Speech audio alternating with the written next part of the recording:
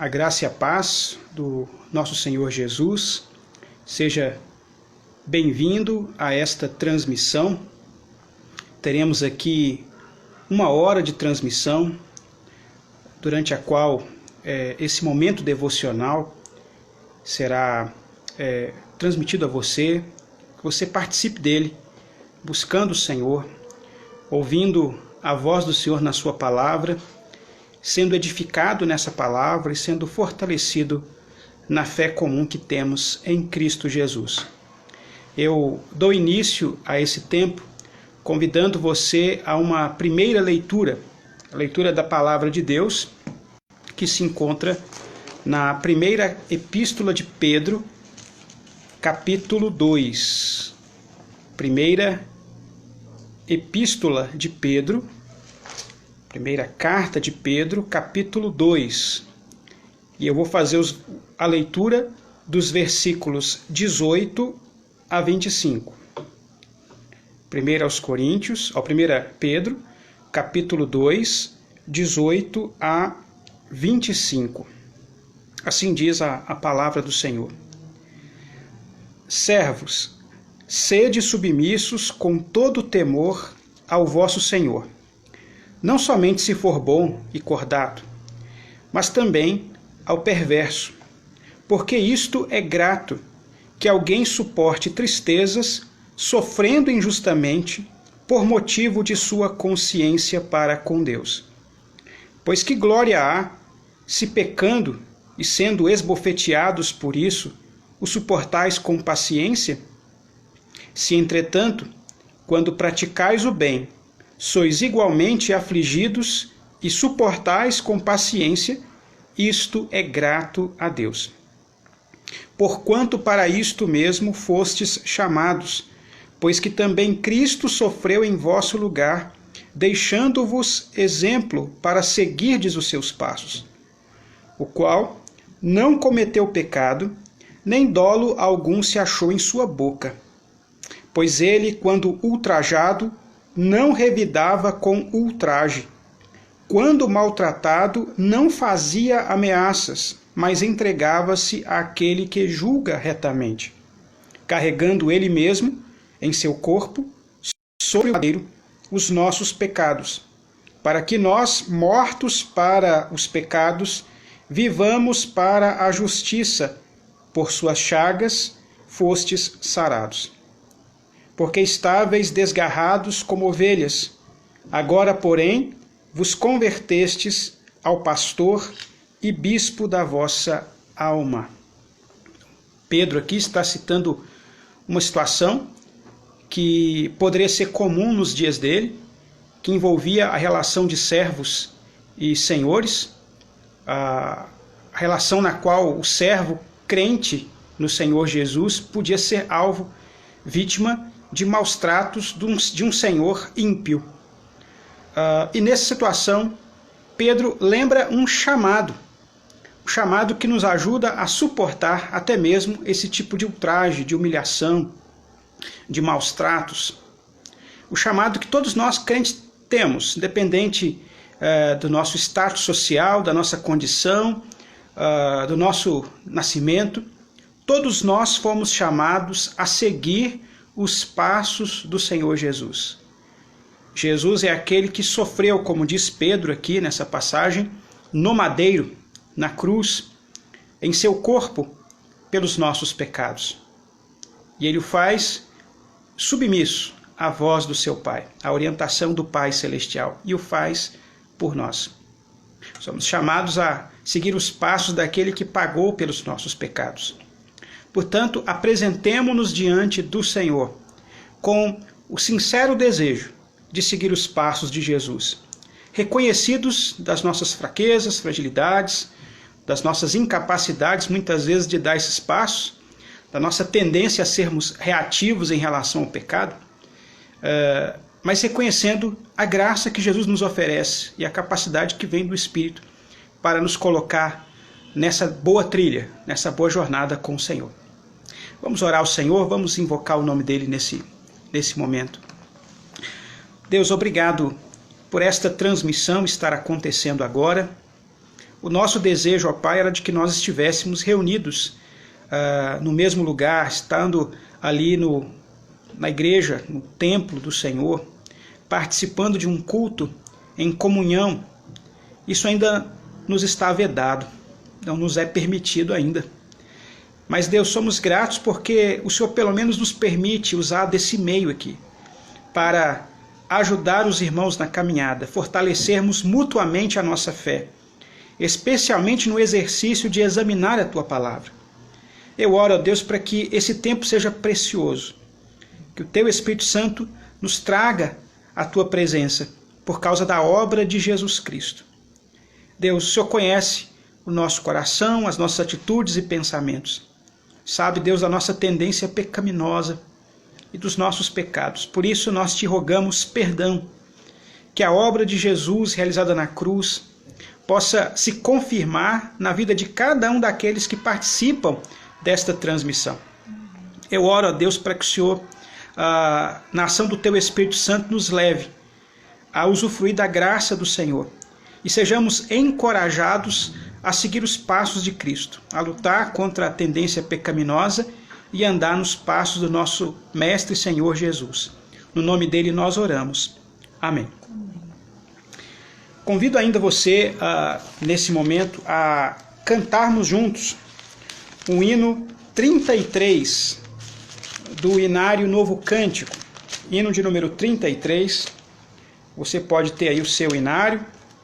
Eu já falei algumas vezes também de um aplicativo da Igreja Presbiteriana do Brasil, a IPB, que você encontra aí disponível, que possui também o inário da nossa igreja. Hino de número 33, Maravilhas Divinas. Ao Deus de amor e de imensa bondade, com voz de júbilo vinde aclamai, com o coração transbordante de graças, seu grande amor todos vinde louvai. No céu, na terra, que maravilhas vai operando o poder do Senhor, mas seu amor aos homens perdidos das maravilhas é sempre a maior. Já nossos pais nos contaram a história de Deus falando com muito prazer, que nas tristezas, nos grandes perigos, Ele o salvou com seu grande poder. No céu, na terra, que maravilhas vai operando o poder do Senhor, mas seu amor aos homens perdidos das maravilhas é sempre a maior. Hoje também nós bem alto cantamos, que as orações Ele nos atendeu. Seu forte braço, que é tão compassivo, em nosso auxílio Ele sempre estendeu. No céu, na terra, que maravilhas vai operando o poder do Senhor, mas seu amor aos homens perdidos das maravilhas é sempre a maior. Como até hoje, daqui para frente, Ele será nosso eterno poder, nosso castelo bem forte e seguro, e nossa fonte de excelso prazer. No céu, na terra, que maravilhas vai operando o poder do Senhor, mas seu amor aos homens perdidos das maravilhas é sempre a maior. De todas as maravilhas que o Senhor tem realizado, está o fato dele vir nos buscar. Pedro na carta que lemos, já fala que nós nos convertemos ao pastor e bispo das nossas almas. O Senhor é esse bom pastor que vem buscar o seu rebanho e o traz para si. A segunda leitura que eu quero fazer com os irmãos encontra-se no Evangelho segundo João, no capítulo 10.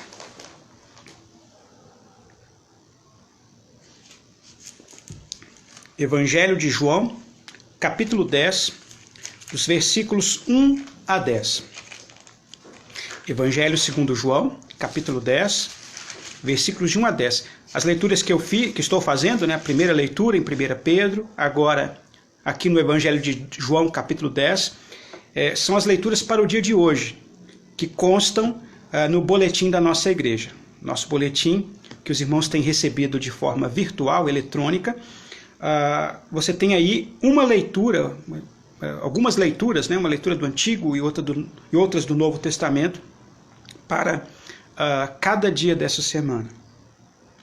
João capítulo 10. Em verdade vos digo, o que não entra pela porta no aprisco das ovelhas, mas sobe por outra parte, esse é ladrão e salteador. Aquele, porém, que entra pela porta, esse é o pastor das ovelhas. Para este, o porteiro abre, as ovelhas ouvem a sua voz, ele chama pelo nome as suas próprias ovelhas e as conduz para fora. Depois de fazer sair todas as que lhe pertencem, vai adiante delas e elas o seguem, porque lhe reconhecem a voz. Mas de modo nenhum seguirão o estranho, antes fugirão dele, porque não conhecem a voz dos estranhos. Jesus lhes propôs esta parábola, mas eles não compreenderam o sentido daquilo que lhes falava. Jesus, pois, lhes afirmou de novo: em verdade vos digo, eu sou a porta das ovelhas. Todos quantos vieram antes de mim são ladrões e salteadores, mas as ovelhas não lhes deram ouvido. Eu sou a porta. Se alguém entrar por mim, será salvo. Entrará e sairá, e achará pastagem. O ladrão vem somente para roubar, matar e destruir. Eu vim para que tenham vida, e a tenham em abundância. Celebremos a vida adquirida para nós por meio de Jesus Cristo. Quero convidar você a cantar ainda um cântico. O cântico Quão Formoso És, Rei do Universo. Louvemos o nosso Senhor Jesus através desse cântico. Quão formoso és, Rei do Universo, tua glória enche a terra e enche os céus.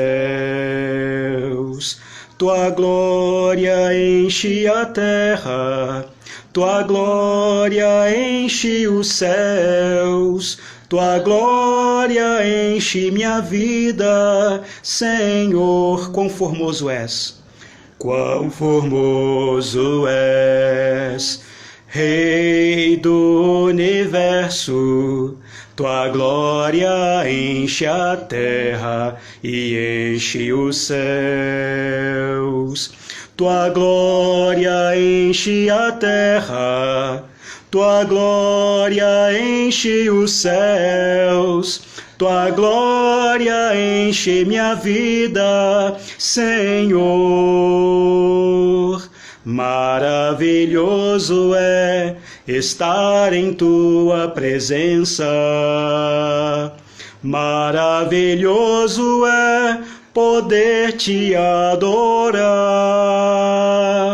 Maravilhoso é tocar em tuas vestes. Maravilhoso é te contemplar, Senhor. Maravilhoso é estar em tua presença. Maravilhoso é poder te adorar. Maravilhoso é tocar em tuas vestes. Maravilhoso é te contemplar, Senhor. Maravilhoso é te contemplar, Senhor. Eu vou pedir a Daniela que faça uma oração e também já preparando os nossos corações para ouvir a mensagem da palavra do Senhor. Pai, que privilégio que nós temos de estar na presença do Senhor. Que privilégio que nós temos de adorar o Senhor. Que privilégio, Pai, reconhecermos que o Senhor é o Senhor da nossa vida e é o Senhor da nossa história.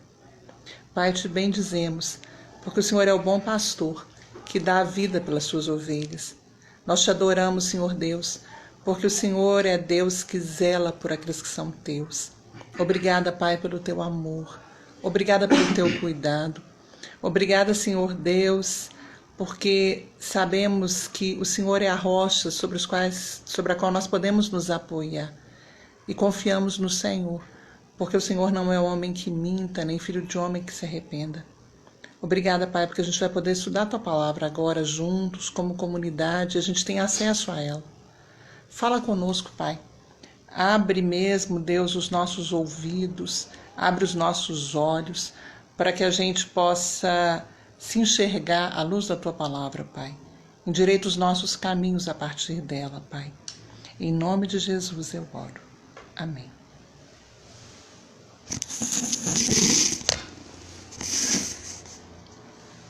Abra sua Bíblia comigo, lá em Êxodo, capítulo 20. Eu tenho pregado aqui sobre os chamados 10 mandamentos. E a minha perspectiva, a forma como eu tenho abordado esses mandamentos, tem sido da perspectiva da adoração. Qual é a relação dos 10 mandamentos com a nossa adoração a Deus? Êxodo capítulo 20, nós vamos estudar agora, vamos examinar agora juntos o 5º mandamento. Eu já falei dos 4 primeiros, vou falar do 5º mandamento hoje. Êxodo capítulo 20, versículo 12. Êxodo capítulo 20, versículo 12. Honra teu pai e tua mãe, para que se prolonguem os teus dias na terra que o Senhor teu Deus te dá. Queria levar você a pensar primeiramente sobre um detalhe, uma curiosidade. Você deve saber que quando Moisés, que ouviu pela primeira vez estas palavras e as retransmitiu a Israel, que ele recebeu estas palavras gravadas em 2 tábuas de pedra. Inclusive, até quando ele desce a primeira vez do monte, ele já havia anunciado, ele já havia falado esses 10 mandamentos, mas quando ele desce agora com os mandamentos gravados em 2 tábuas de pedra, e ele encontra Israel em prostituição espiritual, em idolatria, tamanha foi a ira de Moisés que ele lança aquelas 2 tábuas contra o chão e as despedaça. E depois Deus manda que ele as refaça. Então há uma certa curiosidade. Por que 2 tábuas de pedra? Por que não apenas uma? E mais, como os 10 mandamentos estavam distribuídos entre essas 2 tábuas? Normalmente se pensa que deveria haver em uma tábua 10 mandamentos escritos, e na outra, 5 mandamentos escritos, e na outra tábua os outros 5 mandamentos. Por uma questão de princípio matemático, Se você tem 10 mandamentos e você tem 2 tábuas, 10 dividido por 2 dá 5. Então você coloca 5 mandamentos numa tábua, 5 mandamentos em outra. Assim aparece geralmente quando há algum tipo de representação gráfica, desenho ou escultura dos 10 mandamentos, geralmente eles aparecem assim, Uma tábua com os primeiros 5 mandamentos, a segunda tábua com os outros 5 mandamentos restantes.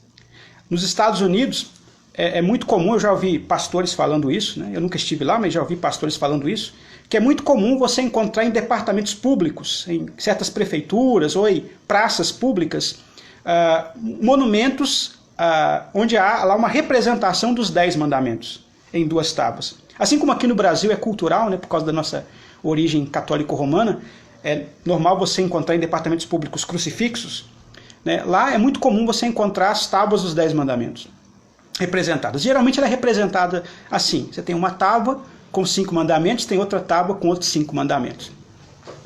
Mas isso é uma especulação, na verdade. Nenhum de nós teve acesso às 2 tábuas. Mais recentemente, os estudiosos de teologia bíblica, eles deduziram que, na verdade, cada uma das 2 tábuas deveria ter os 10 mandamentos completos, ou seja, uma cópia, né? São 10 mandamentos numa tábua e 10 em outro. Mas por quê as 2 tábuas com os 10 mandamentos? É porque na antiguidade, quando se faziam os contratos entre os reis e os vassalos, os servos, se fazia também gravado em 2 tábuas ou 2 pedras ou qualquer outro material que fosse, para que uma cópia ficasse com o senhor e outra cópia ficasse com os servos, com quem esse senhor estabeleceu uma aliança. Semelhante ao que a gente faz hoje, na verdade, né? A gente também faz isso. Contratos, né? Quando você vai alugar um apartamento, você vai contratar algum tipo de serviço, você assina algum documento, uma cópia fica com um lado, outra cópia fica com o outro. Para que ambos, tendo acesso ao mesmo documento, possam, caso necessário, reexaminá-lo. Então, provavelmente, nós não sabemos, né? Provavelmente, as 2 tábuas de Moisés continham cada uma os 10 mandamentos. Isso é o que deve ter acontecido. Mas eu gosto de pensar, eu gostaria de levar você a pensar numa outra forma de divisão. A pensar essas tábuas de uma forma diferente. E a base que eu tiro para pensar essa forma diferente está no próprio Senhor Jesus e na forma como ele interpretava os mandamentos de Deus. Quando questionado por um especialista na lei, um especialista no Antigo Testamento, sobre como é que se resumiriam os 10 mandamentos, ou todos os mandamentos da palavra de Deus, Jesus fala assim, olha, o principal mandamento é amar a Deus acima de todas as coisas. Amar a Deus com todo o seu coração, sua alma, seu entendimento, suas forças. E o segundo mandamento, semelhante a este, amar o seu próximo como você ama a você mesmo. E Jesus fala, nisso está a lei. Isso está o resumo da lei. E quando Jesus faz isso, quando ele fala que esses 2 mandamentos, amar a Deus acima de tudo, amar o próximo como amo a mim mesmo, resume tudo, ele está resumindo a estrutura básica dos 10 mandamentos. Os primeiros 4 mandamentos dizem respeito a amar a Deus. Como é que eu amo a Deus? Com todo o meu entendimento, as minhas forças, a minha compreensão. Eu amo a Deus assim, guardando, basicamente, os 4 primeiros mandamentos. E como é que eu amo o meu próximo como a mim mesmo? Guardando os 6 mandamentos restantes. Então, num certo sentido, a divisão dos mandamentos se estrutura dessa forma. E é muito claro pensar que os primeiros 4 mandamentos dizem respeito direto à nossa adoração a Deus.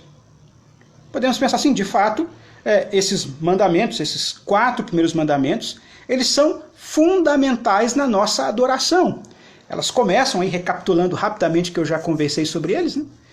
Começam com um prefácio, onde há uma declaração. Quem é esse Deus que merece a nossa adoração? É o Deus que nos tirou do cativeiro. É o Deus que nos resgatou do nosso pecado.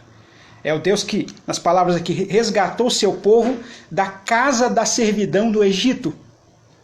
E é o mesmo Deus que nos tirou do reino das trevas e nos transportou para o reino do Filho da sua luz. Então sabemos quem esse Deus é, antes mesmo de receber qualquer palavra de ordem dele. Então a nossa adoração começa com o reconhecimento de que fomos salvos por meio da graça, por meio de Jesus Cristo, nosso Senhor e Salvador. E aí vem os mandamentos propriamente.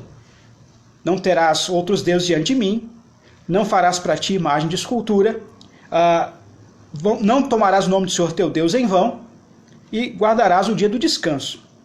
Então esses mandamentos, obviamente, bom, claro, num contexto de adoração, É fácil perceber que eles dizem respeito à maneira como Deus quer ser adorado, como Ele mesmo estabelece ser adorado. Ele não pode ser adorado, colocando logo o primeiro mandamento, né? Junto com outra fonte de adoração, outro alvo de adoração. É incompatível isso. Deus não se divide, Ele não divide a sua glória com outros. Ele não quer ser adorado por representações e fantasias humanas, é o segundo mandamento. Eu não posso adorar a Deus se eu desprezo os meios pelos quais Ele se faz conhecer a mim, que é a ideia de não tomar o nome de Deus em vão. Deus quer que você tenha tempo de qualidade para adorá-lo, a ideia de guardar o dia do descanso. Então tudo isso tem uma relação muito profunda, muito direta com o nosso culto, a maneira como nós o cultuamos. Mas alguém pode questionar, tudo bem, os primeiros mandamentos têm a ver com amar a Deus, então tem a ver com culto, mas os outros mandamentos não têm essa ligação direta com a nossa adoração. E o que eu quero conversar com os irmãos, não apenas nesse quinto mandamento, mas em todos os demais mandamentos dessa, que seria uma espécie de segunda tábua da lei, né? A segunda parte da lei, é de que sim, tem tudo a ver com a adoração. Na verdade, é impossível adorar a Deus se estas leis também são desrespeitadas.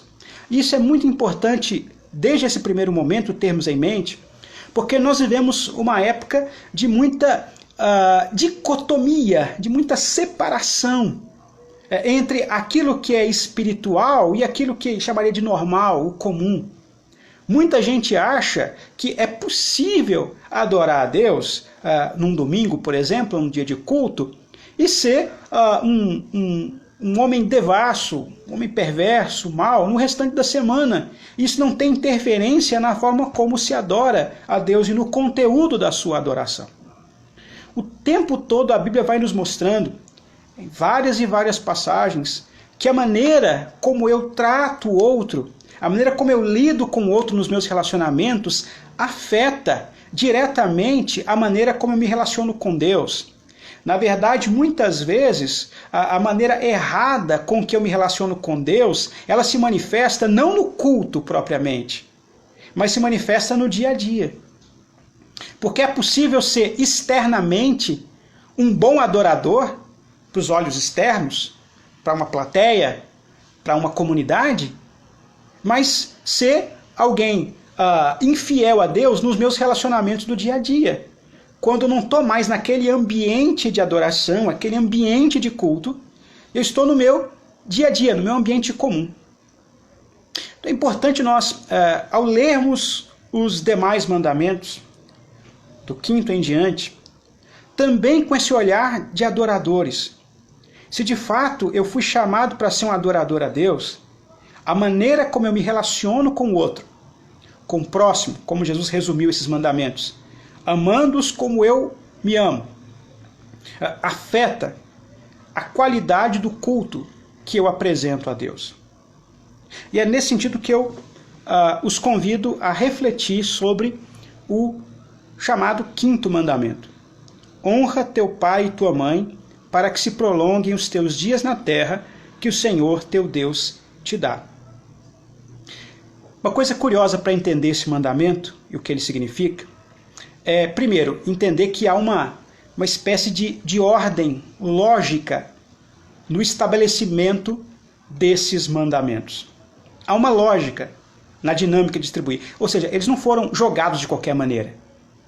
É justamente por isso que os primeiros 4 mandamentos começam com Deus. Começam com os nossos deveres diretos para com Deus. Como Jesus resumiu, eu volto a falar, amar a Deus acima de tudo, com tudo que nós temos, tudo que nós somos. Amar a Deus com tudo. Esse tem que vir primeiro mesmo, porque são a base, são o fundamento, é aquilo que vai mover tudo mais. Agora, logo depois, quando os mandamentos já não estão mais tratando diretamente de Deus, de amar a Deus, mas agora de amar o próximo, o primeiro destes mandamentos, o primeiro dos mandamentos relacionados ao nosso relacionamento com o próximo, tem a ver com honrar pai e mãe. Como eu já falei, isso aqui não foi jogado de qualquer forma. Tem um sentido porque esse é o primeiro destes mandamentos, dessa segunda parte da lei. amar o nosso próximo. E tem a ver também com a maneira como Jesus interpretou todos esses mandamentos. Se você vai para os evangelhos, você vai observar que Jesus, ele olhava esses mandamentos como tendo sempre um sentido mais profundo do que superficialmente eles possam parecer. Nos outros mandamentos eu vou destacar isso, porque Jesus comenta o sétimo mandamento e o oitavo, né? Não matarás, não adulterarás. Jesus comenta diretamente esses mandamentos. Mas aqui a gente pode também aplicar ao quinto mandamento, né? Ou seja, podemos aplicar a ideia de que esses mandamentos possuem um sentido mais profundo. Que sentido mais profundo é esse? O sentido mais profundo é de que eles vêm para atender uma necessidade, uma demanda do povo de Israel, que estava para tomar posse da terra prometida, mas eles também têm uma aplicação para o povo de Deus em todas as épocas, em todas as culturas, em todos os momentos. Qual é o sentido em que honrar pai e mãe atendia a uma demanda, a uma necessidade do povo de Israel lá no Antigo Testamento? Aí nós temos que pensar um pouco sobre a cultura daquele povo. Qual era a cultura daquele povo? A cultura daquele povo vivia numa época onde a maior parte das pessoas vivia da atividade agrária, atividade rural. Você vai encontrar várias e várias leis no Pentateuco, nos livros de Moisés, que tratam da relação do homem com a terra, com o plantio, com o cuidado dos animais, com a maneira como esses animais e o produto da terra deveriam ser comercializados, tratados, enfim. Porque esse era o estilo de vida da grande maioria das pessoas. A grande maioria estava ligada ao trato rural, agrário. Uma vida onde a força física ela contava muito. Você ter força física, ter disposição física para um trabalho duro. Trabalho, como diz, de sol a sol, como se diz. E nesse trabalho duro vai chegando um momento onde a idade vai chegando, as forças já não são mais as mesmas, a disposição não é a mesma. Às vezes alguns problemas, algumas dificuldades de saúde vão aparecendo. E esses que vão chegando a uma certa idade, eles vão já não apresentando as mesmas condições de produtividade. Numa sociedade assim, corria-se o risco de que esse indivíduo fosse meramente descartado. Aí ele não serve mais, ele já não tem mais as mesmas forças, ele não é mais um braço, né, forte no trabalho que a terra exige. Então alguém que é meramente descartado e é jogado fora do cuidado. Bom, a Bíblia fala da necessidade de cuidar daqueles que estão em situação de maior fragilidade. Uma classe que é referida várias e várias vezes na Bíblia, que era uma classe que normalmente apresentava maior fragilidade, é a dos órfãos e das viúvas.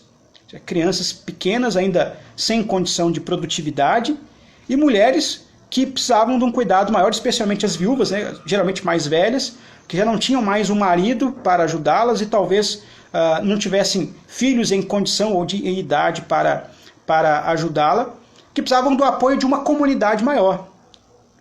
Povo de Deus. Isso poderia ser o caso também dos mais velhos em geral. E nesse sentido, há um chamado nesse mandamento para que os filhos honrassem pai e mãe. A honra aqui diz respeito, num primeiro momento, a esse cuidado que deve ser dado àqueles que chegam nessa condição. É nesse sentido, por exemplo, que aparece lá a expressão no Salmo 127, que bem-aventurado aquele que enche a sua aljava de filhos, diz lá o Salmo, ele não será envergonhado quando seus inimigos estiverem demandando dele na porta. Né? Qual que é o cenário lá do Salmo 127, que é um texto estranho para nós? Está dizendo, olha, aquele que cuidou bem dos seus filhos e os teve, quando chegar na velhice e houver algum tipo de adversário dentro da comunidade, queira tomar posse da terra dele, queira de alguma forma se aproveitar do fato dele estar fraco, ou seja, ele não poder se defender, ele vai ter filhos que vão tomar a causa dele. Vão dizer, ó, você não pode fazer isso com meu pai, não. Você não pode fazer isso com a minha mãe, não. Né? É o meu pai, é a minha mãe. Eles vão ser os defensores dele na porta, ou seja, vão ser os seus advogados, seus defensores. Vão cuidar deles no momento da vida onde eles não têm mais aquela mesma força, aquela mesma disposição para se defenderem a casa. Então, num primeiro momento, havia uma aplicação muito clara para um israelita quando lia esse mandamento. Isso é um dever que eu tenho. Eu tenho um dever de zelar pelos meus pais nesse momento de mais fragilidade, especialmente. Mas tem um sentido, ainda em Israel, ainda no Antigo Testamento, um pouco maior. O sentido de honrar não apenas nesse momento da vida, quando os pais precisam desse cuidado especial, mas ao longo de toda a vida, na verdade. Honrá-los sendo obedientes às orientações que eles passam. Honrá-los aprendendo com eles, ouvindo o que eles têm para ensinar e guardando os valores e princípios que foram ensinados. É nesse outro sentido que se honrava pai e mãe ainda no Antigo Testamento, especialmente quando a gente lê textos como lá em Provérbios. Se você lê o livro de Provérbios, você vai observar que Provérbios é basicamente o apelo de um pai, né, ao lado da mãe também, a mulher também é apresentada ali, mas apelando ao coração do seu filho para que ele não siga um caminho de insensatez. Para que a sua pouca experiência de vida não seja uma ocasião que o leve a dar vozes que o levem para caminhos perigosos. É um pai ciente de que há muitas ameaças no mundo, há muitas vozes que querem ganhar espaço no nosso coração e nos levar para caminhos perigosos. Então a insistência ali do livro de Provérbios é para que essa nova geração, que não tem ainda a experiência de vida, possa ser fortalecida com essa experiência de vida adquirida pelos pais, pelo pai, pela mãe, e alimentados por essa experiência, possam discernir quais vozes merecem nossa atenção, quais vozes devem ser descartadas. O que eu devo ouvir, o que eu não devo ouvir. Então, nesse sentido, isso também seria honrar pai e mãe. É honrar não apenas cuidando da integridade física desses pais, mas tendo-os como referência de vida, tendo-os como autoridade sobre sua vida. E nesse segundo sentido, nós temos um aspecto muito rico para nós, que envolve, inclusive, os princípios da nossa adoração. Que é uma curiosidade, né? Você lendo aqui os 10 mandamentos, talvez você pudesse esperar um mandamento que dissesse assim: honre o rei de vocês. E não seria nada ilógico se houvesse nos 10 mandamentos um mandamento dizendo assim: honre o rei. Os judeus compreenderiam a nossa autoridade civil. Temos que honrar a autoridade civil. Ou um mandamento que dissesse assim: honre os sacerdotes de vocês. Também seria algo lógico. Ninguém ia contestar esse mandamento. Tem tudo a ver, de fato, é importante honrar os nossos sacerdotes, as nossas autoridades civis, aqueles que governam sobre nós. Mas o curioso, né? Não tem nenhum mandamento nesse sentido, nos 10 mandamentos. É claro que ao longo do Pentateuco, e ao longo de toda a Bíblia também, você vai encontrar outros textos nos dizendo, nos orientando e ordenando que respeitemos essas autoridades. O sacerdote deveria ser honrado. O livro de Levítico fala o tempo todo disso, inclusive, né? Da autoridade que o sacerdote tinha no culto a Deus, como um representante de Deus e um intercessor entre o povo e Deus, aquele que oferecia, levava as orações do povo diante de Deus e trazia também os ensinamentos de Deus para o povo, ensinando a lei. O povo deveria honrar essa autoridade, deveria honrar a autoridade dos profetas, aqueles que, especialmente em tempos de crise, eram a palavra de Deus, levando o povo a conhecer esse Deus, se arrepender dos seus pecados e se voltar para esse Deus. E mais tarde, na história de Israel, aparecem os reis como autoridades civis. Mas na lei já havia uma previsão de que isso aconteceria em algum momento e que o povo deveria honrar essa autoridade. Então, há recomendações, há orientações, ordens para que essas autoridades sejam respeitadas, sejam ouvidas, sejam seguidas. Mas não há uma menção direta dessas autoridades nos 10 mandamentos. A autoridade que aparece nos 10 mandamentos é a autoridade de pai e mãe. Isso é curioso, né? Por que é assim? Porque, na verdade, essa é a primeira autoridade que a gente tem na nossa vida. A primeira autoridade que nós temos na nossa vida são os nossos pais. E eles serão ou devem ser a referência de autoridade para nós ao longo de toda a nossa vida. Depois, quando nós nos relacionamos com outras autoridades na vida, nós nos relacionamos com elas já tendo aprendido o que é estar debaixo de uma autoridade, que é a dos nossos pais. Eles nos ensinam esse princípio. E esse princípio, creio que é muito importante nos nossos dias. Eu sei que tem algumas professoras da nossa igreja que devem estar acompanhando essa transmissão, e eu sei também que isso que eu vou falar agora é uma reclamação constante, frequente, dos nossos professores e professoras dos nossos dias. E uma reclamação legítima. Qual é ela? De que muitos pais mandam o filho para a escola sem nenhum limite, sem nenhum padrão, sem nenhuma noção de autoridade. O filho apronta todas em casa, não tem respeito pelos pais, pelas mães, por ordem, por disciplina, por nada. Jogam esse filho na escola e dizem, agora cuida dele, ensina ele a ser gente. E cobram dos professores para que os professores ensinem os seus filhos a serem obedientes, a serem disciplinados. E está lá o pobre do professor que está querendo lá dar minimamente a sua matéria, a sua disciplina, e tem que ensinar aquele bicho a ser gente. Esse é o problema dos nossos dias. Né? Não tem nenhuma noção de autoridade, de limite, de valor. Não respeita pai e mãe. Como é que vai respeitar um professor? O professor é a autoridade sobre a vida daquele aluno, é verdade, mas o aluno já tem que chegar na escola com uma noção de autoridade. Qual é ela? Pai e mãe. Então, nós aprendemos com os nossos pais sobre isso. E nesse sentido, aqui há a sabedoria divina, a sabedoria de Deus nesse mandamento.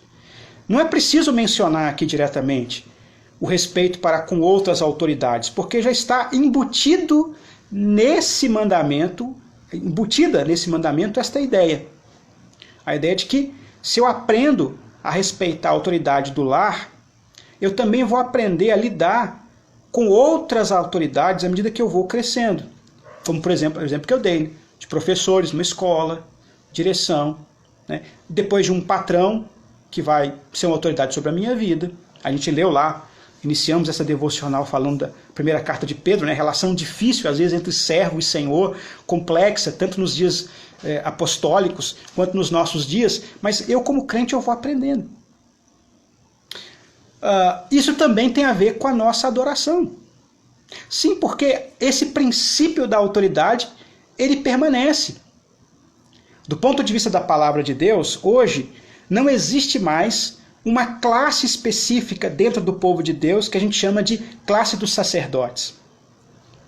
Um dos princípios que a reforma protestante procurou resgatar é de que há uma universalidade na ideia do sacerdócio, chamado sacerdócio universal dos crentes. O que isso quer dizer? Isso quer dizer que Jesus, quando ele morre na cruz, ele toma os nossos pecados, ele se torna esse novo e vivo caminho que nos leva a Deus.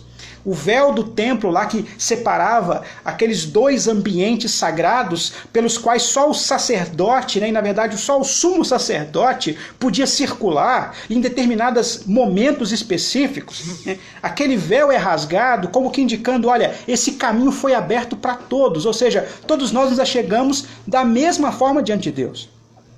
Então, nesse sentido, eu não sou sacerdote da igreja, eu enquanto pastor. Eu não sou sacerdote. Ou seja, Deus não ouve a minha oração porque eu sou pastor. Deus ouve a minha oração porque eu sou crente. Porque Jesus comprou a minha vida na cruz do Calvário. Porque Ele deu o seu sacrifício por mim. Mas Ele também o fez por você. Então, nesse sentido, tanto eu quanto você somos sacerdotes. Ou seja, somos um povo sacerdotal. Um povo que se achega a Deus. Então, nesse sentido, não há essa classe. Mas a Bíblia fala, por outro lado, que há certos indivíduos que foram vocacionados por Deus e foi reconhecido na vida deles uma certa autoridade, e por causa desta autoridade, eles têm uma figura de relevância, de orientação na vida do povo de Deus. Só para citar um exemplo, o exemplo de Paulo escrevendo, falando lá para Timóteo, dizendo: Timóteo, eu vou resumir aqui muita coisa que aparece nessa carta, né, para não ficar lendo e citando texto por texto, mas resumidamente, assim, Timóteo, olha, você foi reconhecido, eu reconheci que você tinha um chamado de Deus, você caminhou comigo, eu treinei você, eu discipulei você, eu acompanhei o seu trabalho, eu vi como você é sincero para com Deus, eu reconheci em você as características de um verdadeiro servo de Deus. Outras pessoas, a quem Paulo chama de o presbitério, reconheceram isso também, oraram por você, nós impusemos a mão sobre você, que é um símbolo de reconhecimento público, de ordenação de Timóteo. Você foi ordenado e por causa disso, Timóteo, ninguém te despreze, dando a ele a autoridade. Paulo chega a dizer: ninguém despreze a tua mocidade. Sabe por quê? Porque Timóteo, no seu exercício pastoral, ele ia lidar com indivíduos que eram inclusive mais velhos do que ele. E apesar da maioridade de alguns das pessoas com quem Timóteo iria lidar, Timóteo tinha que exercer uma autoridade sobre essas vidas. Paulo fala que não deve ser uma autoridade truculenta. Ele fala: trate os mais velhos como pais, trate os mais novos como irmãos, né, os mais jovens, as moças da igreja como irmãs em Cristo. Ou seja, ele não pode, só porque ele é pastor, ele pode chegar falando o que ele quer, a hora que ele quer, com qualquer jeito. Não é desse jeito. Mas, por outro lado, Timóteo tinha que ser reconhecido como autoridade espiritual dentro daquela comunidade e respeitado. E a palavra que ele ministrava, a palavra que ele pregava naquelas comunidades tinha que ser ouvida com muita atenção. Ninguém podia dizer assim: esse cara é um menino, é muito mais novo que eu, não vou prestar atenção no que ele diz, eu tenho muito mais experiência de vida do que ele. Não, porque nesse contexto, o que vale não é a idade, não é sequer o tempo de vida cristã.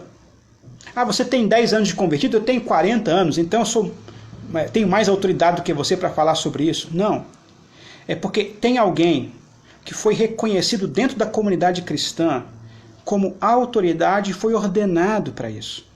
E nesse sentido, esses que foram ordenados têm essa missão especial de, entre tantas coisas, ordenar também a maneira como a comunidade busca a Deus em adoração. E um dos deveres que essa autoridade ordenada tem é de zelar para que a palavra do Senhor seja fielmente pregada na comunidade. A responsabilidade dessa liderança ordenada não é ficar inventando programações meramente.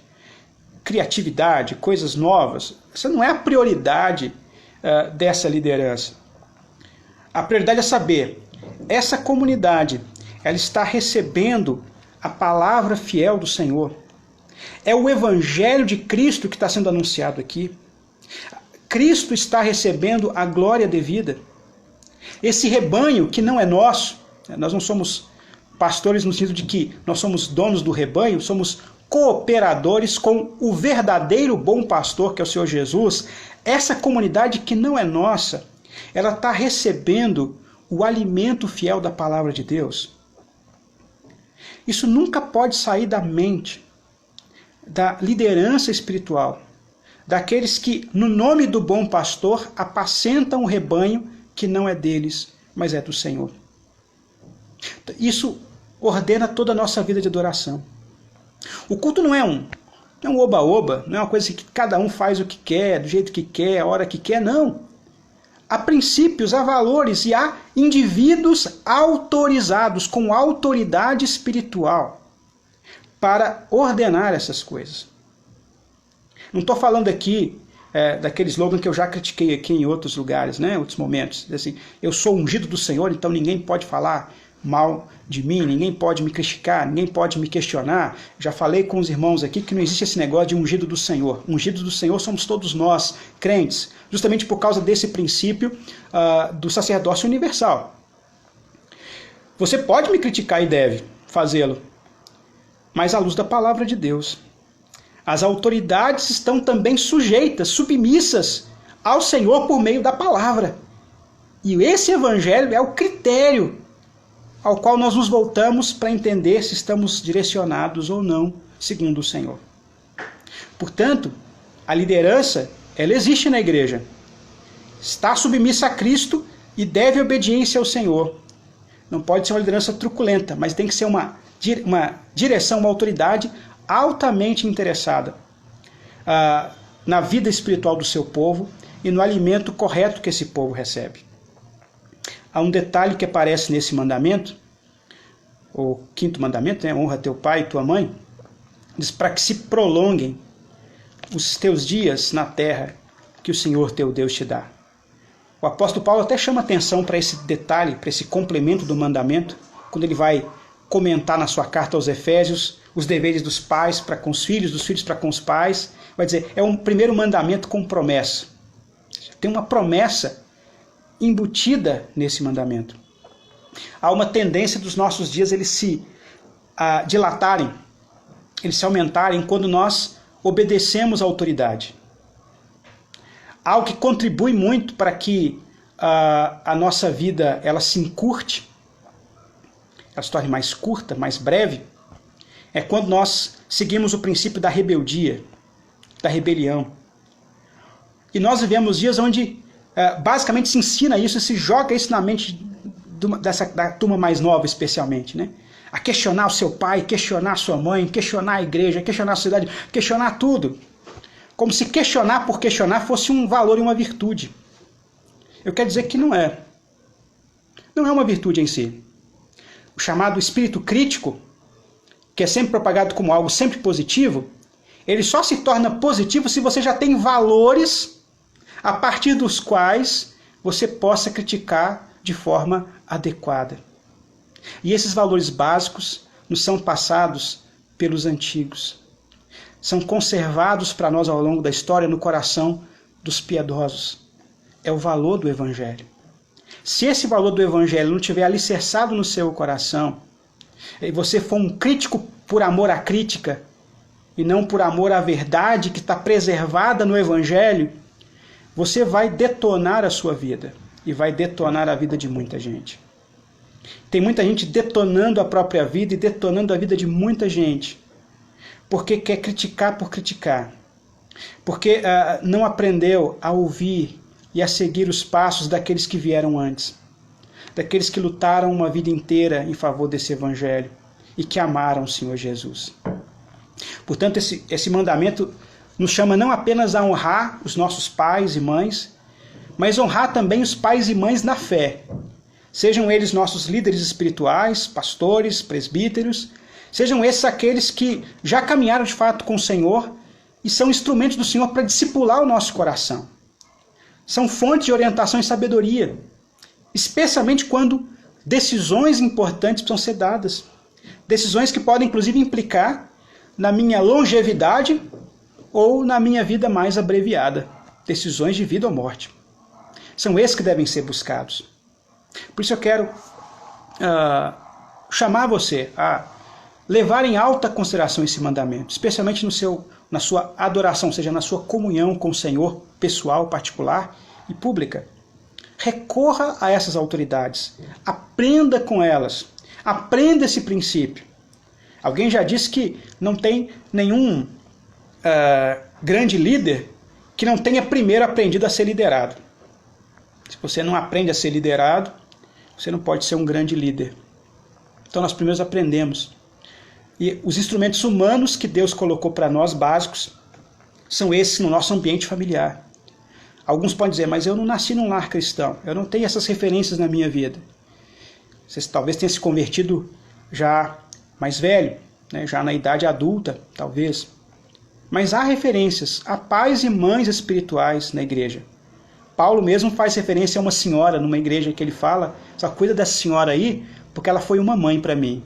Né? Paulo, que era um apóstolo do Senhor, ele teve também referências humanas desse cuidado na vida dele, de pessoas que exerceram esse papel. Ele que não foi criado num lar cristão, digamos assim, já se converteu, perseguidor da igreja, adulto, mas encontrou na igreja pais e mães espirituais que também foram fonte de referência na sua caminhada.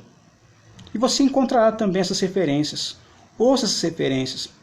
Pondere a experiência espiritual desses irmãos. Honre esses guias espirituais. Eu quero terminar essa minha palavra justamente com essa aplicação que aparece lá em Hebreus, na carta aos Hebreus, capítulo 11. Nosso tempo já está acabando ali, mas eu não quero encerrar sem chamar a atenção para você de como esse mandamento... Hebreus capítulo 13. Carta aos Hebreus, capítulo 13. E eu vou ler Hebreus 13, versículo 7, e depois vou ler o versículo 17. Aparece assim, Hebreus 13, 7. Lembrai-vos dos vossos guias, os quais vos pregaram a palavra de Deus, e considerando atentamente o fim da sua vida, imitai a fé que tiveram. Pessoas dedicadas especialmente a orientar outros, pregando, anunciando a palavra de Deus. E agora o versículo 17, no qual o autor dessa carta reforça a recomendação que ele havia dado antes. Versículo 17. Obedecei aos vossos guias e sede submissos para com eles, pois velam por vossa alma, como quem deve prestar contas, para que façam isto com alegria e não gemendo, porque isto não aproveita a vós outros. Tá? Até para um ganho pessoal é bom que aqueles que têm essa autoridade espiritual sobre a sua vida, que eles sejam respeitados, que haja um zelo para com eles, para que eles possam até mesmo fazer um serviço melhor, possam ainda, de forma melhor ainda, servir de orientação para a sua vida. Vamos orar ao Senhor. Feche os seus olhos, oremos ao nosso Deus. Pai, obrigado pelas autoridades que o Senhor coloca sobre nós, que tem como finalidade nos orientar, nos guiar, nos informar, participar da nossa formação, nos proteger. Oramos, Deus, para que o Senhor nos ajude a sermos respeitosos, zelosos para com as autoridades autênticas. Oramos, Deus, para que a igreja possa ser um lugar onde essas autoridades operam de forma ainda mais destacada na figura dos pais da igreja, dos irmãos e irmãs na criação de seus filhos, suas filhas, que as gerações que nos sucedem possam herdar de nós um bom testemunho e possam honrar as nossas orientações, seguindo os caminhos de Cristo, seguindo o Salvador Jesus. E oramos, Deus, para que a igreja possa ter uma ótima participação na sociedade, trazendo ordem, trazendo harmonia, trazendo paz, trazendo orientação, trazendo contribuição efetiva para o bem de todos. Especialmente quando cultuarmos ao Senhor, possamos ver uma comunidade que, bem orientada pelos líderes espirituais, por aqueles que estão ordenados para isso, possamos juntos crescer na nossa adoração ao Senhor. Assim eu te peço, Pai, pedindo pela tua igreja, pelo teu povo, no nome de Jesus. Amém. Que a graça do Senhor Jesus, o amor do nosso Deus, o nosso Pai, e que a comunhão do Espírito seja com cada um de nós, hoje e para sempre, pelos séculos dos séculos. Amém. Amém. Que Deus os abençoe e os guarde. Antes de encerrar esse vídeo aqui, ainda tenho um minuto, quero apenas trazer aqui uma orientação. Alguns irmãos, por vezes, têm ligado para mim, para os presbíteros, perguntando em relação à nossa contribuição, os dízimos e ofertas que devem ser recolhidos, e desejosos de fazer a sua contribuição. E ficamos muito alegres, os irmãos têm zelado por isso, na sua grande maioria têm sido muito zelosos para com isso, têm perguntado por isso. Tem a conta no boletim da igreja, e quem não tiver condições de fazer a transferência, pode procurar os presbíteros da igreja, que nós podemos orientar os irmãos quanto a isso. Eu tenho mais 15 segundos, está acabando ali. Então, basta nos procurar que nós podemos esclarecer isso aí e ajudar os irmãos nesse sentido. Deus abençoe. Uma boa semana a todos, na paz do Senhor Jesus.